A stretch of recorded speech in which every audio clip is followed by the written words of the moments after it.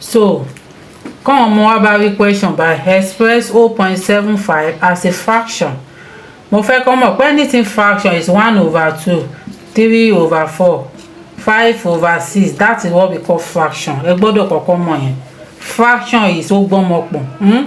Fraction is what? Ó gbọ́mọpọ̀. Now ẹ wá rí question by 0.75. Mo dẹ̀ ti máa sọ pé 75 all over 100. Báwo ló ṣe jẹ́ 100? After the point 1 2, after the point 1 2, after the point 1 2, so máa jẹ́ over 100. But kó bá jẹ́ ọ̀nà mẹ́ta lè ti á jẹ́ over 1000. But now ọ̀nà méjì ni òun ló fi jẹ́ over 100. Kí ni nǹkan tá fẹ́ ṣe? 75 lélẹ̀. Ẹ máa wá máa divide ẹ̀ tẹ́ máa fi rí the fraction number. Now 25 mélòó ló wà níbí by mẹ́ta, 25 mélòó ló wà níbí 4, ó jẹ́ 3/4. Answer ni. Ṣó yé wa bẹ́ẹ̀ yẹn? Kẹ́ bá ń divide ẹ̀ padà get 3/4. That is the lowest fraction for this thing. Ó tán. Àwọn question yìí máa ń sábà jáde nínú objective, so ọmọ wa ní láti mọ̀ pé ó easy láti tètè get.